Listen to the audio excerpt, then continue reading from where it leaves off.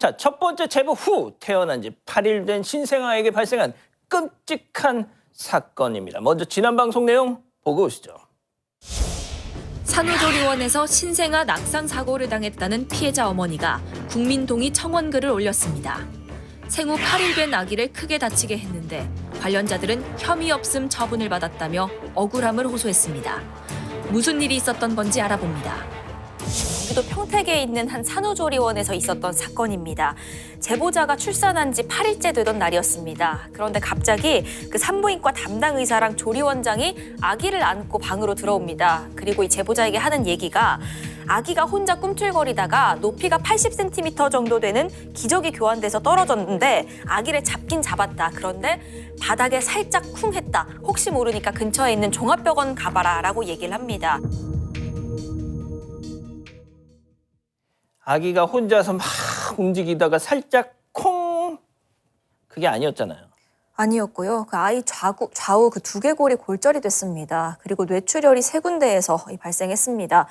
그래서 본방송 나갔을 때에도 굉장히 많은 사반 가족 여러분들이 어떻게 조리원에서 이럴 수가 있냐, 그리고 또 수사 결과는 또 어떻게 이렇게 나올 수가 있냐 많이 공분을 했습니다. 네, 맞아요. 저희가 본방송을 할 당시에 사건 관계자 3명 중 2명이 이제 무혐의 처리가 됐고 아기를 떨어뜨린 사람만 경찰이 보완 수사 중이었습니다. 그러니까요. 이 본방송 나가고 나서 수사에 좀 변화가 있었으면 좋겠다 했는데 지금 상황 좀 변화가 있나요? 네, 있었습니다. 지금은 사건 관계자 3명 모두 보완 수사 진행 중이라고 합니다. 이게 단정을 지을 수는 없지만 일단 네. 다시 들여다본다니까 맞아요. 어쨌든 좀 다행이긴 하네요, 일단은. 네, 저도 그렇게 생각하는데요. 그 피해 신생아 부모님을 직접 뵙고 왔는데 사건 당일 상황부터 직접 들어보겠습니다. 저한테 왔을 때는 잠들어 있었어요. 그러고 나서 이제 종합병원으로 그냥 엑스레이 찍어보자고 가자고 했는데 거절을 당해가지고 119를 타고 대학병원으로 이동하는데 그때 애기 왼쪽 인가가 좀 부었단 말이에요. 그래도 만약에 그렇게 심하게 다쳤으면 바로 대학병원 가자고 얘기했겠지. 대기를 하는데 애는 계속 울어요. 근데 CT 찍어야 되니까 먹이지 말라고 금식시키라고. 근데 8일 된 애기니까 2-3시간이면 바로 먹어야 되거든. 출발 시간부터 결과 나올 때까지 아무것도 못 먹으니 애는 배고프더라고요. CT를 불러서 보여주는데 지금 좌우 두개골 골절에 뇌출혈 3군데 나니까 심폐흡을 주는데 바로 이번 수술 밟으시고 뇌출혈이 많아지면 뇌수술해야 되니까 긴급 동의서 작성하시라고. 그리고 그 뇌수술하다가는 사망 보실 수도 있다고. 그러자마자 딱 뒤돌아서 조리원장 보면서 CCTV 되죠? 이렇게 얘기했어. 살짝 쿵했다면서요? 이렇게 소리 질렀어. 그때 살짝 쿵했다면서요? 그러면서 울면서 소리 질렀던 것 같아요.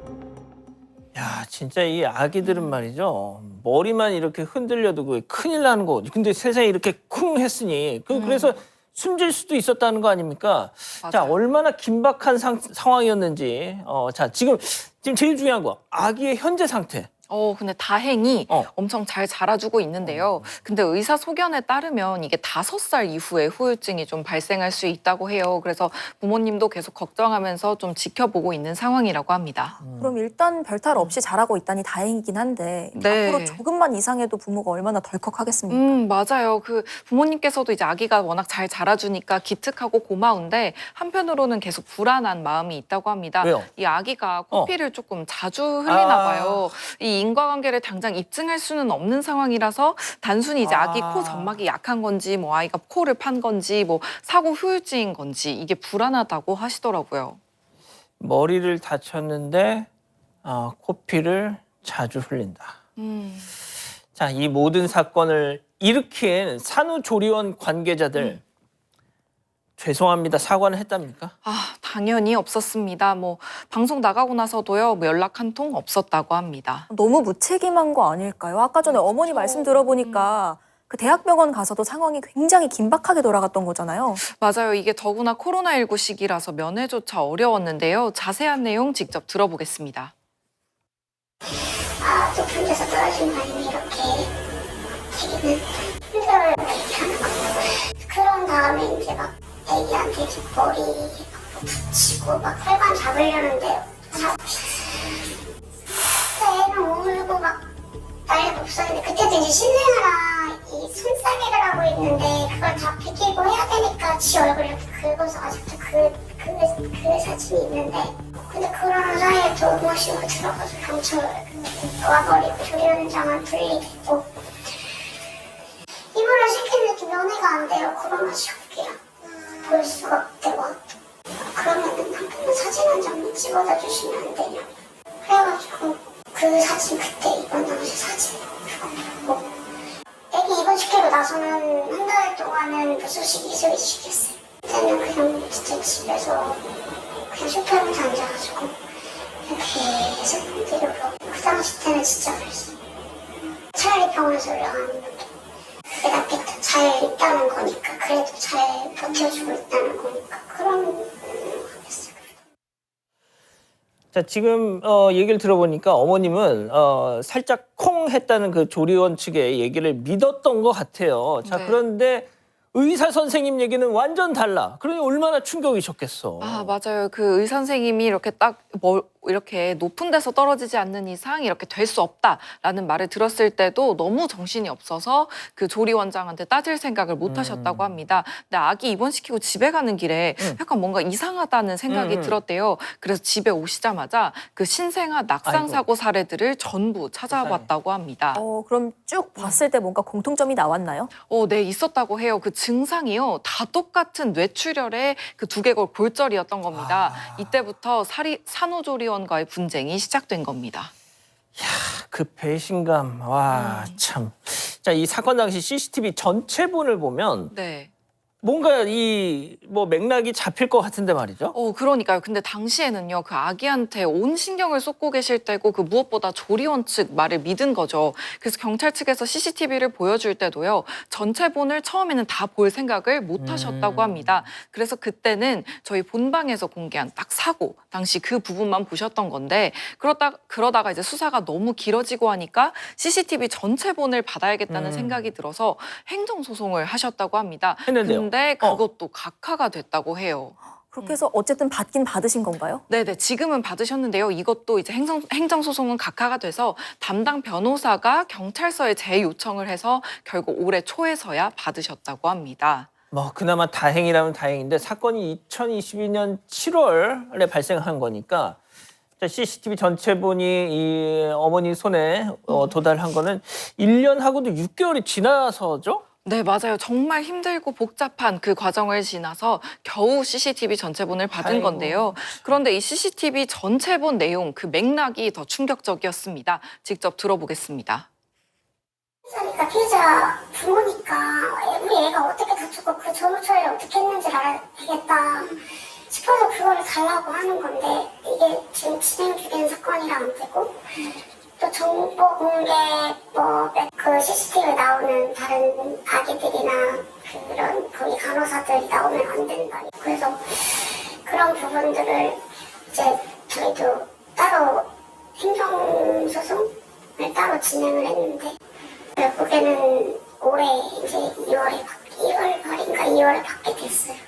근데 그걸 받기 전에 올해 한번 그 경찰서에 가가지고 CCTV 원본을 처음부터 끝까지 다 봤어요. 근데 그 앞뒤 전후가 너무나도 달랐고 애기는 그 당시 때 긴급동의서를 미리 쓸 만큼 뇌출혈량이 늘어나면은 바로 수술이 들어갔고 이렇게 좀 긴급한 상황이었어가지고 화내고 따지고 그거 보고도 할 겨를도 없었어. 법의 심판만 기다렸는데 이런 결과를 주니까 도대체 뭐 때문에 그런가 싶어서 CCTV를 처음부터 끝까지 보게 됐고 그러면서 전후 상황이 어땠고 저한테 어떻게 알려줬고 했는지를 정말 정확하게 알게 된 거죠. 그렇게 사건 발생 1년 반 만에 마주한 진실. 피해 아기 부모는 또 한 번 무너질 수밖에 없었습니다. 애기가 계속 울고 있었어요. 엄마들은 알잖아요. 그 CCTV가 잘 보이지 않아요. 다 신생아들이기 때문에 애기들이 잠잘 때는 입을 다물고 있고 뭐 말을 할 수 있는 것도 아니고 근데 그 CCTV를 보면 저희 아이는 그 사고 나고부터 저한테 알리기 전 그 30분 동안 계속 입을 벌리고 울고 있었단 말이에요. 계속 울고 있었어요. 사건이 발생한 시간은 12시 25분이었어요. 근데 와이프한테 얘기한 시간은 1시예요. 제가 계속 의문을 갖고 있었어요. 25분부터 1시까지 그 시간 동안 어떤 일이 벌어졌는지 뭐 자기들 마음대로 엑스레이를 찍을 수도 있고 별의별 생각이 다 드는 거예요. 그래서 가서 봤는데 뭐 제가 생각하는 거랑은 완전 틀려버렸던 거죠. 뭐 와이프 말로는 뭐 다 붙었다는데 다 붙지도 않았고요. 뭐 걱정 그런 거 솔직히 전 보이지도 않았어요. 그냥 떨어졌으니까 일단은 달래기만 하려고 했고 저는 그렇게 보였어요. 계속 그냥 전화하고 뭐 하고 계속 그러기만 했어요. 그리고 저희 담당 그 산부인과 그분 오시기 전까지는 계속 그냥 달래고 그냥 그런 거밖에 안 보였어요. 그리고 와서 보고 나서 13시 딱 될 때 이제 와이프한테 연락을 한 거죠. 내리에 스치는 한 장면이 제 담당 산부인과가 딱 이렇게 딱 그 테이블을 딱 잡고 이러고 고개 숙이고 있더라고요. 딱 테이블을 탁 잡고 고개를 숙이고 있더라. 그 모습에서 모든 게 다 읽혀지는데 자, 사고 발생하고 5분 동안 자, 조리원 관계자들이 뭘 하고 있었는지 이 부모님 심정은 오죽참담했겠느냐. 그러니까요. 그렇게 긴박한 상황에서 말씀하신 대로 의사가 그러고 있는 모습을 봤다. 그거 좋지 않은 상황이라는 그러니까. 얘기잖아요. 부모님이 CCTV 보고 나서 이게 그냥 단순 사고가 아닌 이건 사고가 아니라 사건이 아니겠느냐. 이렇게 느끼셨을 것 같아요. 그런데 궁금한 게 이 산후조리원이랑 병원이랑 붙어 있잖아요. 같이 맞아요, 있으면 맞아요. 뭐 아기를 바로 검사실이든 처치실이든 어디로 좀 데리고 가서 의료진이 조치를 좀 취했어야 하는 거 아닙니까? 저도 이게 가장 의문이었습니다. 이 생후 8일 된 아기가 바닥에 떨어졌는데 이 아기가 운다고 달랠 게 아니라 그 의료적인 조치를 먼저 좀 취했어야 한다고 생각합니다. 그러니까 말이죠. 근데 그 산후조리원이면 별의별 또 돌발 상황에 대한 무슨 매뉴얼 같은 거 없을까요? 그런 게 없더라고요. 그 모자보건법이라는 관련 법은 있는데요. 여기에 낙상사고 방지를 위한 규정은 아예 없습니다. 그래서 이 피해아기 부모님이 국민청원을 올리는 등 이런 사고를 좀 사전에 방지할 시행령을 만들자고 지금 애를 쓰고 계시는 겁니다. 아유, 아기 다친 것만으로도 정신이 없으실 텐데 또 그런 걸 하고 계시는군요. 네. 자, 또 다른 사고를 막고자 노력하시는 이 모습 참 대단하십니다. 네, 맞습니다. 이 또 다른 피해자가 발생하지 않도록 노력하는 부모님의 모습을 이제 영상으로 만나보겠습니다.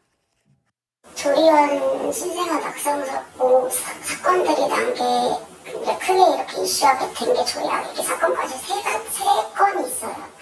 근데 그 세 건 다 기저귀 교환돼서 이루어졌고 간호사도 그 행정명령이나 이런 거에 따라서 인력은 갖췄다고 하지만 아니 그때 태어난 아이들이 많으면 그 안에서 수용할 수 있는 아이와 간호사 인력이 부족할 수도 있거든요. 그러다 보니까 한 명이 여러 명을 기저귀 교환대 올려놓고 그러다 보니 그런 사고가 발생했다는 점. 그리고 그 사건들이 보면은 아기가 혼자 꿈틀대든 속삭이에 빨려 들어가든 거기에 만약 가드가 있었다면 딸려오다가 그 가드에 걸렸겠죠.